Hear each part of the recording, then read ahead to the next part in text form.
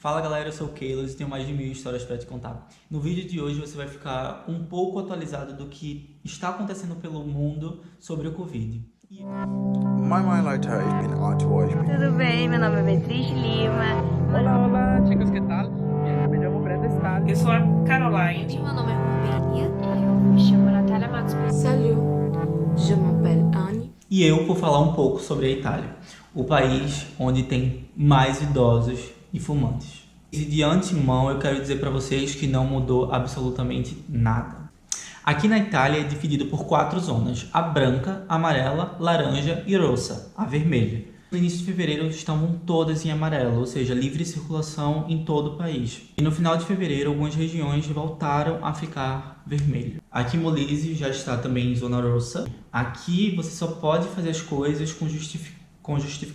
A Carabinieri, que fica responsável pela circulação, a Carabinieri é tipo a polícia civil no Brasil, é responsável por esse deslocamento de moradores, onde tem que especificar documentação, o que você vai fazer, se o supermercado é na sua região, você não pode sair da sua região para ir para outro supermercado. Farmácia, apesar que a farmácia daqui tem horário para abrir também, ao hospital. E aqui, se você for pego na rua sem justificativa, você paga uma multa de 400 euros. Ou se você estiver num estabelecimento, o dono também paga 400 euros. A variante brasileira já chegou aqui na Itália e a inglesa também. Só que a brasileira não tem tantos casos dela. O que está pegando aqui na Itália é mais a inglesa mesmo. As fronteiras Brasil e Itália não têm ainda uma data certa para reabrirem. Eu acho que se você tem alguma viagem marcada, alguns planos para vir para aqui para a Itália, o que você deve segurar um pouco aí, porque a coisa aqui tá séria. Ou você pode fazer escala em algum país que autorize, por exemplo, brasileiros podem entrar na Irlanda. Você vai para a Irlanda, passa 15 dias, que é mais ou menos aí a quarentena, e da Irlanda vem para a Itália. Eu vou deixar um site aqui na descrição, que é Open Europa, que é da Comissão Europeia, que diz se você pode entrar nesse país vindo desse, se você pode entrar com esse transporte, o que precisa. Se precisa de teste de Covid, de quarentena. As 3 zonas com mais casos aqui na Itália é a Lombardia, que já entrou na zona rossa, a Emília-Romagna e a Campania. As 3 cidades que está batendo aqui o ranking de infecções também é Roma, Milão e Nápoles. A questão da vacinação aqui na Itália está andando super lenta, por várias questões, doses, perdas e a distribuição dessas vacinas estão atrasando muito. A Itália está no 13º ranking de vacinação no mundo e no 8º de mais casos ativos. Para você que quer acompanhar a evolução dos casos aqui na Itália, eu vou deixar também na descrição um site muito bacana, muito didático de como tá as coisas aqui na Itália, e ele sempre atualiza diariamente. É o ISOLE 24 horas. Lá você vai ter acesso aos novos casos, quantidade de óbitos, e isso é atualizado diariamente. Não só isso, você tem acesso a dados mundiais também, não só da Itália. As pessoas aqui na Itália andam questionando os números. O que acontece? Por exemplo, quando você é infectado aqui na Itália, seus dados vão para uma base de dados. E aí, digamos que, por exemplo, eu fui infectado há 3 meses atrás. Quando eu vou consultar hoje meus dados, ele ainda consta como se eu tivesse positivo. Então isso está gerando muito tumulto aqui na Itália. Então é isso, gente. Falei um pouquinho aqui resumidamente como está o Covid aqui na Itália. Eu quero saber mais ou menos como está aí. Escreva aqui nos comentários. Eu sei que vocês também estão curiosos para saber como tá no mundo. Se tá a mesma coisa que tá acontecendo na Itália, que tá aí no seu país. Eu vou deixar agora um espaço no vídeo. Convidei alguns amigos que vivem em outros países para contar um pouquinho pra gente de como tá a situação por lá. Oi, gente, meu nome é Rubenia. Eu tenho 22 anos, moro em Manchester, Inglaterra, e estudo aqui. Gente, eu vim falar um pouco sobre a situação que estamos passando aqui na Inglaterra. Estamos em reaberturas. Estamos reabrindo os espaços não essenciais, não é mesmo? Eu vou ficar olhando aqui um pouquinho para baixo porque eu tô com a colinha. Mas é isso. Essa semana foi a vez de reabertura das escolas. Então, todos os colégios estão reabertos, tudo certinho. Dia 29 de março está prevista a reabertura de esportes ao ar livre. Dia 12 de abril está prevista a reabertura das lojas não essenciais, exemplo, shoppings, loja de roupa, loja de sapatos, essas coisas, afins. Dia 17 de maio tá prevista a reabertura dos bares e restaurantes, pubs, afins. E dia 21 de junho tá prevista a reabertura total. Aqui na minha casa temos 3 pessoas na área de risco. Minha mãe, meu pai e meu cunhado. A minha mãe, ela tem quase 60 anos. Meu pai, ele tem hipertensão. E meu cunhado, ele tem asma. Essa semana chegou para os meus pais a cartinha convidando eles para tomarem a vacina. Vem um livrinho na cartinha contando se a vacina dá algum efeito colateral em algumas pessoas, né? Quem pode tomar vacina, quem não pode.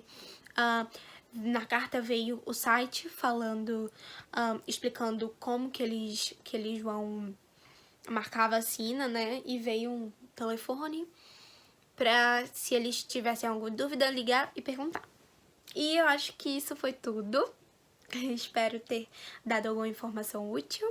E muito obrigada, Rubens, por ter me convidado aqui para falar. E é isso, gente. Salut, je m'appelle Anne, je suis brésilienne, j'habite en Bruxelles, Belgique. Je parle-vous un petit peu des situations actuelles de COVID-19 en Belgique. Le nombre de hospitalisations aux soins intensifs repasse au-dessus de la barre de 400 personnes. Donc, 408 patients traités en soins intensifs selon l'Institut de santé publique belge. Depuis le début de la pandémie belgique, 771 personnes cas de coronavirus ont été diagnostiquées. Les tâches de reproduction, c'est plus de 1. Alors, les transmissions progressent. 493 personnes reçues les premières injections de vaccin, 5,4% de population totale en Belgique.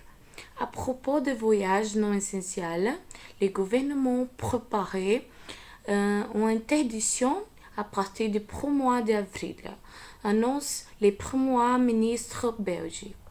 L'objectif de l'interdiction, c'est pouvoir sortir progressivement et l'interdiction, c'est pure et simple.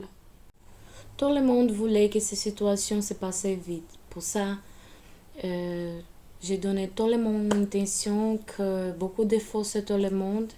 Je dis merci à vous pour m'écouter, qu'ils respectent beaucoup les normes de sécurité. E grand bisou e au revoir. Para vocês, eu sou a Caroline, eu tenho 24 anos, moro em Portugal, já tenho 1 ano e 4 meses. Eu moro na cidade do Porto e eu vou falar um pouco para vocês então de como está a situação aqui. Agora nós estamos no 2º lockdown, em menos de 1 ano. Esse lockdown começou dia 14 de janeiro. Foi uma coisa inesperada. Eu particularmente, o pessoal da minha empresa, de onde eu trabalhava, as pessoas que eu conheço, a gente não esperava muito que fosse fechar, né? Mesmo o número de casos aumentando, a gente achou que vai dar e tal, porque nós vínhamos de outubro, novembro e dezembro, meses com muitas regras. A partir de tal hora não podia, fim de semana, a partir de 1 hora da tarde tinha que estar em casa. A restauração, né? Que a restauração só funcionava até as 23 horas, com muitas restrições. Então a gente foi acreditando que iam abaixar os casos. Só que não aconteceu isso. Nós podemos comemorar o Natal e o Ano Novo. Teve restrições, mas foram poucas. Porque antes tinha restrição de conselho, você não podia nem mudar de conselho. Para quem não sabe, é de bairro, como se fosse bairro aqui os conselhos, né? Não podia mudar e eram muitas regras e a gente não acreditou que haveria esse 2º lockdown. Mas foi preciso porque os números em Portugal estavam muito altos por dia, os hospitais em colapso. Lisboa também estava sofrendo muito. Nesse período eu tentei não me não assistir tanto os jornais, a não acompanhar os casos, porque eu lembro que no primeiro lockdown, assim que começou isso tudo, eu acompanhava muito. Eu tava ali sempre olhando, sempre vendo tudo. E isso me deu vários gatilhos, meninas. E tive crise do pânico, eu tive algumas crises. Então, pra minha saúde, eu meio que decidi não acompanhar muito as coisas. Então, eu vou falar pra vocês sobre uma notícia que eu recebi hoje. A loja que eu trabalho atualmente, ela vai fechar. Na empresa que eu trabalho tem quatro lojas. E a que eu trabalho atualmente, que eu era responsável, vai fechar. Então, isso foi a notícia que me preocupou. Mas assim, eu tô tentando abstrair e fingir demência. Tem outras lojas, eu tenho a possibilidade de trabalhar em outras lojas, mas só de pensar que existem pessoas que estão fechando, ficando sem emprego, sem a possibilidade, sabe? Inúmeras pessoas que tiveram que voltar para o Brasil, inúmeras pessoas que venderam tudo e vieram para cá com o sonho de melhorar de vida, com a família, venderam apartamento, carro, venderam tudo no Brasil e depois de chegar aqui eles tiveram que voltar pro Brasil e voltar pro nada, entendeu? Isso me deixa triste. Mas eu quero também deixar uma palavra de esperança, dizer que no momento a gente está assim, mas que tudo isso vai melhorar e a gente tem que manter essa fé e essa vontade de que as coisas melhorem para vocês não perderem a esperança. E é isso. Obrigada, eu tenho um canal aqui, o Rubens vai deixar aqui embaixo, eu conto um pouco da minha vida, né, aqui em Portugal. É um canal que começou agora. Se você não é inscrito e está assistindo pelo canal do Rubens, eu te convido a conhecer o meu canal. E é isso. Beijos, tchau. Obrigado, Rubens, pelo espaço. Hola, hola, chicos, ¿qué tal? Bien, yo me llamo Brenda Estar, yo tengo 21 años, soy de Río de Janeiro, Brasil, de Arraial do Cabo, pero vivo aquí en Madrid hace más o menos un año y medio. Y nada, yo trabajo como drag queen en una zona que se llama Chueca, que es un barrio gay donde están todas las discotecas gays. Y la cosa aquí está más o menos, ¿sabe? O sea, estamos funcionando, las cosas siguen abiertas y tal. Puedes ir a un bar, puedes ir a una discoteca, pero hay medidas de seguridad. Por ejemplo, yo trabajo en una discoteca y no se puede bailar, no se puede levantar de su mesa, no se puede estar besando, que es muy importante, muy rico. Y solamente vas y ves el show y todo esto. Entonces, o sea, sí, sigue funcionando. La calle aquí está llena.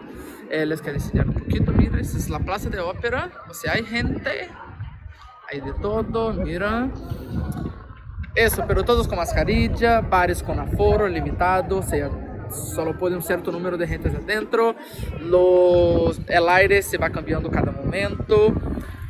O sea, seguimos abiertos. Hay bares, hay discotecas, hay museos, hay teatros, hay todo, pero con todas las medidas de seguridad para hacer el ocio un poquito más seguro. Y nada, les mando un besito, sígueme en Instagram y un beso. Rubens, gracias por invitarme. Oi gente, tudo bem? Meu nome é Beatriz Lima, eu moro aqui nos Estados Unidos, na parte da Flórida, há quase 4 anos. Quero agradecer o Rubens por esse convite de participar desse vídeo, dessa ideia super maneira de juntar pessoas de vários outros lugares e falar sobre essa questão de como que foi e como que está sendo o Covid, né? No nosso dia a dia, porque querendo ou não, já é uma rotina usar máscara, já é uma rotina passar álcool em gel, já é uma rotina a gente ficar distanciado das pessoas no mercado, na escola, enfim. Eu lembro que lá em março, quando o professor meu falou assim, a gente não vai ter aula por 2 semanas por causa desse vírus que tá tendo aqui, que chegou aqui nos Estados Unidos, eu não pensei que ia ser um big deal, não pensei que seria uma coisa muito grande assim, que chegaria a vários lugares e que infelizmente destruiu muitas famílias, né, que muita gente perdeu muitos familiares, pessoas amadas e é muito triste. Mas eu lembro que a gente ia nos mercados e a gente não tinha nada, tipo assim, de papel higiênico, nada de coisa pra gente limpar a mão, nada de Lysol, que é um produto de limpeza, pra gente poder desinfectar as coisas que chegavam em casa e quando a gente tava saindo na rua, né? Mas aqui nos Estados Unidos, a gente nunca teve um lockdown, tipo assim, de todo mundo ficar em casa. Só as pessoas que não tinham escola, a gente ficava, mas, por exemplo, na minha vida, meus pais trabalhavam com coisa de fazer compras e fazer corridas. Então, isso foi uma coisa que a gente levou muito prejuízo, porque a gente sustentava das pessoas saírem na rua pra gente ter, meus pais ter o dinheiro, né, nossa família ter o que comer e tal. Então foi meio que um baque, assim. Mas aí minha mãe encontrou o Instacart, aí muitas pessoas encontrou o Instacart, que é um aplicativo que a gente faz compra e a pessoa entrega na nossa casa. Então aí foi melhorando e tal, mas mesmo assim as pessoas foram crescendo, foi um desespero, porque aqui ficou muito limitado de dinheiro na Flórida, né? Muito brasileiro, muita pessoa hispana, então muita pessoa com Covid também, então muita gente estava com medo de deixar pessoas entrarem para fazer trabalho de pintura, de construção, o que levou um grande prejuízo. Mas eu realmente, aí o tempo passou e em novembro eu e minha mãe, a gente pegou Covid, a gente se encontrou com os amigos na igreja. Eu pensava que eu nunca ia pegar Covid. Eu já tinha ficado perto de todo mundo que tinha Covid e nunca tinha pegado. Aí eu peguei e foi um susto assim, foi um desespero ficar em casa, no quarto com minha mãe, sem poder tocar nas coisas, sem luva, sem andar sem máscara. Foi uma coisa muito horrível e que deixou sequelas, infelizmente. A minha mãe não consegue respirar. Respirar ela consegue, tá? Ela não tem o cheiro de volta até hoje. E a gente sempre tem aquele negócio do pulmão, sabe? Eu não sei se as pessoas pegaram Covid e sentem esse negócio, que você fica sem ar. E a perda de cabelo. Meu Deus, meus cabelos caíram todos depois do Covid. Mas foi uma coisa que agora realmente eu tô me cuidando. É uma coisa muito triste esse Covid e que nos Estados Unidos, assim, muitas pessoas ainda, muitos adolescentes acham que é brincadeira, mas não é. Eu conheço gente que faleceu por causa dessa doença e meu coração dói. Eu só espero que as pessoas recebam as vacinas logo e que tudo venha ficar bem, que essa pandemia venha acabar. E é isso. Obrigada. Um beijão pra vocês. Se cuida e fique seguro. Take care. Moin Moin Leute, ich bin Arthur, ich bin 24 Jahre alt, ich wohne in Deutschland und ich bin Rubens Freund und ich kann mich hier ein bisschen über Corona zu sprechen. Eu moro na Alemanha e atualmente os números da Alemanha estão em torno de 2.500.000 de casos e 76 mil mortes. Atualmente esse número é assustador para a Alemanha, porque a Alemanha tem medo que o sistema de saúde entre em colapso. Por isso, esse lockdown, essa persistência para controlar os números, tanto atuais como também os futuros. Até o mês passado, estávamos em um lockdown severo, no qual tínhamos só necessidades essenciais, digamos assim, como supermercados, farmácias, postos de combustíveis e clínicas médicas ou hospitais.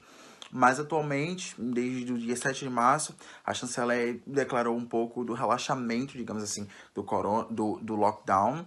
E temos agora algumas lojas como Salão de Belezas, quem é da Europa conhece o IKEA, também estão abertos. E temos também algumas outras lojas como home centers ou armazéns. Atualmente, as fronteiras estão fechadas para voos vindos de outros países ou algo do tipo, digamos assim.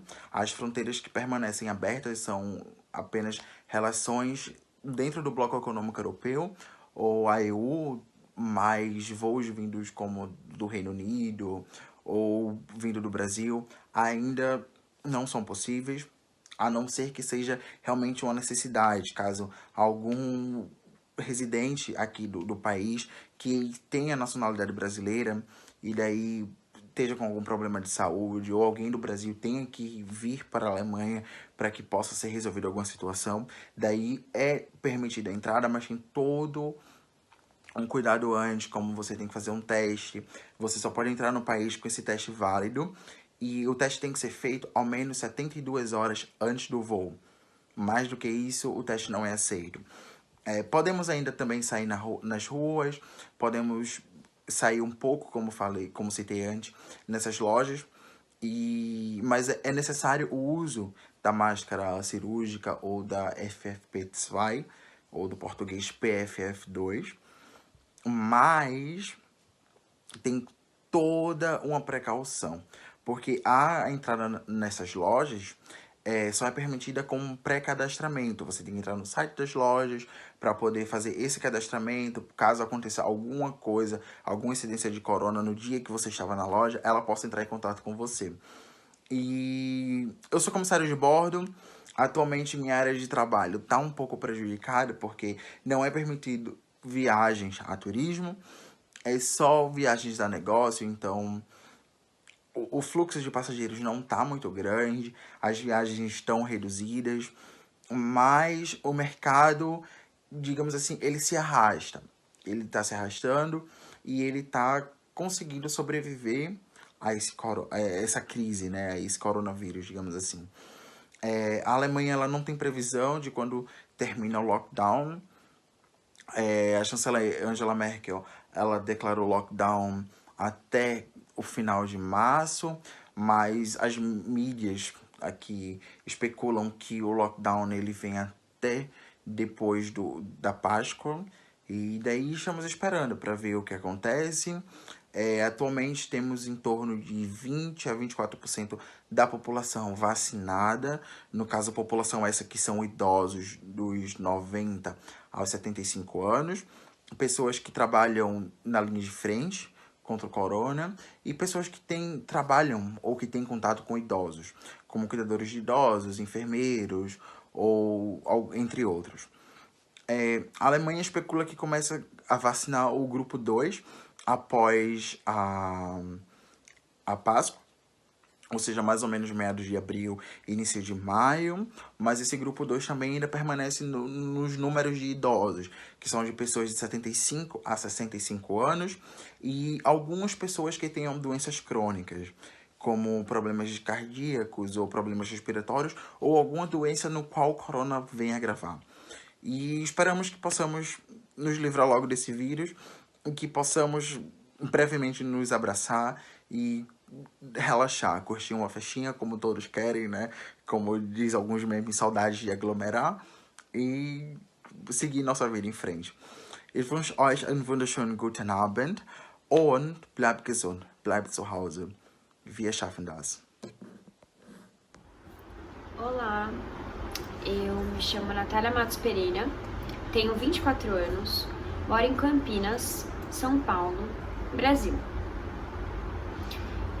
Bom, falar sobre Covid é um assunto que me deixa muito angustiada, que acho que falar sobre tudo isso que está acontecendo, né, mexe com todo mundo.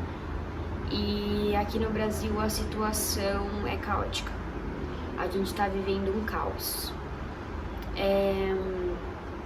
Estamos vivendo a pior fase desde o início da pandemia. Como saíram, né, muitas notícias, fez um ano essa semana que a Covid-19 foi declarada pela OMS como uma pandemia mundial. E hoje, aqui no Brasil, vivemos a pior fase desde o início. Tem morrido por dia mais de 2.000 pessoas. Os hospitais, os centros de saúde estão entrando em colapso. O sul, a região sul do Brasil, já está atuando com mais de 130% da sua capacidade. No Nordeste isso também não é diferente. Na região Sudeste acontece a mesma coisa e a Centro-Oeste, por assim vai. O Brasil vive hoje um estado de caos e de desgovernância imenso. Desde o início da pandemia, a pandemia não foi tratada com seriedade, né, pelo nosso presidente, pelos seus aliados. A pandemia foi na verdade tratada como uma gripezinha e com um descaso muito grande, né? E hoje é o reflexo hoje a gente está tendo o reflexo disso tudo que foi falado e do que não foi feito. Nós não temos vacina para todos, né? O Brasil é um país muito grande, de mais de 200 milhões de pessoas. Então, assim, hoje foram vacinadas, o total da população, apenas 11% tiveram pelo menos a primeira dose aplicada, mas só 6% com as 2 doses, né, aplicadas. Então, hoje em dia também com as festas de final de ano, que não houve um respeito, né, tiveram festas aí pelo Brasil todo, sem distanciamento social, sem uso de máscara, com muita irresponsabilidade. Então, hoje o Brasil está sofrendo as graves consequências disso. O número de internação dos idosos caiu, mas o número de jovens internados aumentou 80% e os hospitais, os centros de saúde não têm capacidade para aguentar mesmo esses novos casos que chegam diariamente. Por isso também o aumento do número das mortes, né? E a situação é muito, muito, muito grave. E agora que os governadores, os prefeitos e tudo mais estão se juntando e estão ampliando, né, o estado de emergência. Então agora eu não tô na minha cidade, eu tô com a minha avó em São José do Rio Preto. E aqui tá tendo um toque de recolher das 8 da noite até as 5 horas da manhã. Só pode sair de casa quem precisar realmente de fato sair, né? Algo muito emergencial. Mas ainda assim a gente vê muita gente na rua, a gente vê muita gente sem máscara. As pessoas ainda não entenderam muito bem a gravidade da situação, o quanto isso é sério, o quanto isso é preocupante. Então, a situação aqui no Brasil é catastrófica e eu acho que enquanto a gente continuar tendo esse tipo de medidas, tendo esse tipo de responsabilidade, a gente vai continuar arcando com as consequências gravíssimas e muito duras que essa doença traz, né, pra gente. E vacina já.